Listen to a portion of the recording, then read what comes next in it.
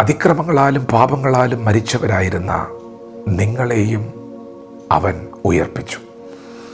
ദൈവത്തിൻ്റെ മാറ്റമില്ലാത്ത വചനം ശ്രദ്ധിക്കുന്ന പ്രിയപ്പെട്ടവരെ, നിങ്ങൾ മരിച്ചവരായിരുന്നു, എന്നാൽ യേശു നിങ്ങളെ ഉയർപ്പിച്ചിരിക്കുകയാണ്. ഈ സന്ദേശത്തോട് ഇന്ന് പകൽ എത്ര പേർ പ്രതികരിക്കും? നിങ്ങൾ മരിച്ചവരായിരുന്നു, എന്നാൽ യേശു നിങ്ങളെ ഉയർപ്പിച്ചിരിക്കുകയാണ്. ജനിച്ചിട്ട് ഇന്ന് വരെ ഞാൻ മരിച്ചിട്ടില്ലല്ലോ, ഞാൻ മരിച്ചിട്ടില്ല, പിന്നെ എങ്ങനെ ഞാൻ മരിച്ചു എന്ന് നിങ്ങൾ പറയുന്നു. മരിച്ചെങ്കിൽ മാത്രമല്ലേ ഉയർപ്പിനെക്കുറിച്ച് ചിന്തിക്കേണ്ട കാര്യമുള്ളൂ.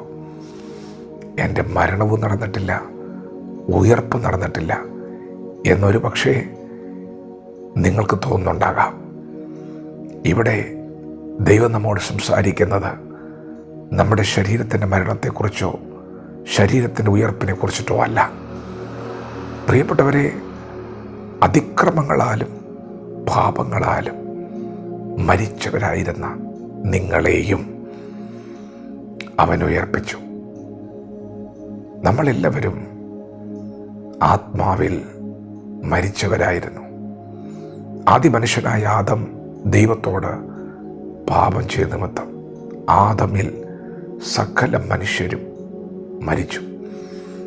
എന്നാൽ നമ്മുടെ കർത്താവായ യേശു ക്രിസ്തു ഈ താണഭൂമിയിലേക്ക് വന്ന് നമ്മുടെ മരണത്തെ ഏറ്റുവാങ്ങി പാപത്തെ ചുമന്നുകൊണ്ട് നമുക്കേവർക്കും മരണത്തിൽ നിന്ന് സ്വാതന്ത്ര്യം നൽകിയിരിക്കുകയാണ്.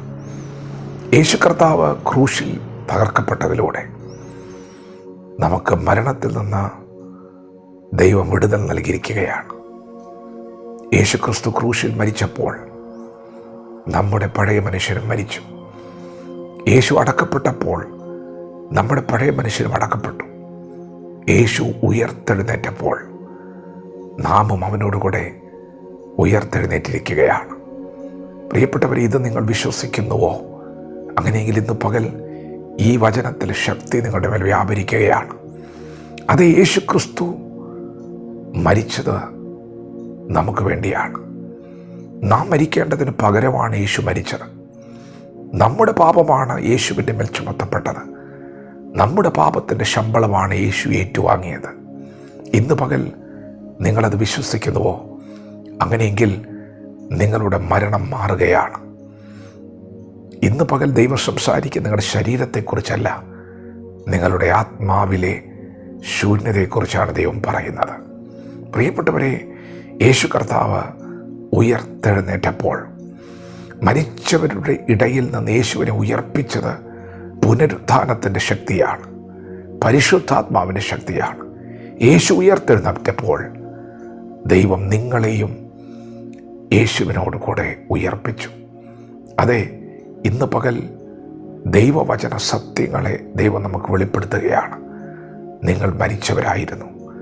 നിങ്ങളുടെ ആത്മാവ് സംബന്ധിച്ച് നിങ്ങൾ മരിച്ചവരായിരുന്നു. എന്നാൽ യേശു ക്രിസ്തു ഉയർത്തെഴുന്നേറ്റപ്പോൾ മരണത്തെയും പാപത്തെയും ജയിച്ച് നിങ്ങൾ ഉയർത്തെഴുന്നേറ്റിരിക്കുകയാണ്. നിങ്ങളുടെ ആത്മാവിൻ്റെ വീണ്ടെടുപ്പ് നടന്നിരിക്കുകയാണ്. ഇന്ന് പകൽ വിശ്വസിക്കുന്നവരുടെ മേൽ ദൈവശക്തി വ്യാപരിക്കുന്നു. അതേ പ്രിയപ്പെട്ടവരെ, അവൻ നമുക്ക് നിത്യജീവൻ നൽകിയിരിക്കുകയാണ്. വിശ്വസിക്കുന്നവർക്ക് ആ ജീവനുണ്ട്. ഒരിക്കലും നിങ്ങളുടെ ജീവൻ കെട്ടുപോകുകയില്ല.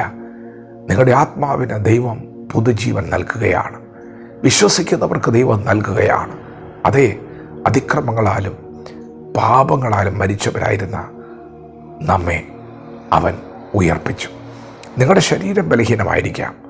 ഇന്ന് പകൽ നിങ്ങളുടെ ശരീരത്തിൽ ശക്തമായ ക്ഷീണവും വേദനയും ഭാരമൊക്കെ ഉണ്ടായിരിക്കാം. എന്നാൽ ഇന്ന് പകൽ ദൈവം നിങ്ങൾക്ക് നൽകുന്ന വിടുതൽ ആത്മാവിലാണ്. നിങ്ങളുടെ ആത്മാവിൻ്റെ വീണ്ടെടുപ്പ് സാധിച്ചിരിക്കുകയാണ്. ശരീരം ബലഹീനമാണെങ്കിലും ഇന്ന് പകൽ ആത്മാവിൽ ദൈവം നിങ്ങൾക്ക് ജീവൻ നൽകുകയാണ്. അങ്ങനെ ജീവൻ പ്രാപിച്ചവരെ, അങ്ങനെ ക്രിസ്തുവിലുള്ള ആ രക്ഷ പ്രാപിച്ചവരെ നമ്മുടെ കർത്താവ് മടങ്ങി വരാൻ പോവുകയാണ്. ഇന്ന് നിങ്ങളെ ഭാരപ്പെടുത്തുന്ന ഈ ശരീരത്തിൻ്റെ വീണ്ടെടുപ്പും സാധിക്കാൻ പോവുകയാണ്. അല്പനേരത്തേക്ക് നാനാ പരീക്ഷകളാൽ ദുഃഖിച്ചിരിക്കേണ്ടി വന്നാലും നിങ്ങൾ പ്രത്യാശയുള്ളവരാകണം. കർത്താവ് മടങ്ങി വരുമ്പോൾ നിങ്ങളുടെ ശരീരത്തിൻ്റെ വീണ്ടെടുപ്പ് ദൈവം സാധിപ്പിച്ചു തരും.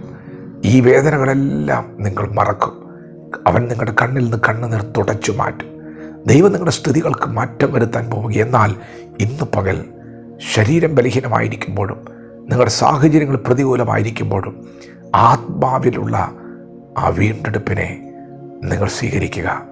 ആത്മാവിലുള്ള വിടുതൽ നിങ്ങൾ വിശ്വാസത്താൽ സ്വീകരിക്കുക. വചനത്തോട് പ്രതികരിക്കാം. ദൈവം നമ്മെ ഓരോരുത്തരും ഈ പകൽ അനുഗ്രഹിക്കുമാറാകട്ടെ. ആമേൻ.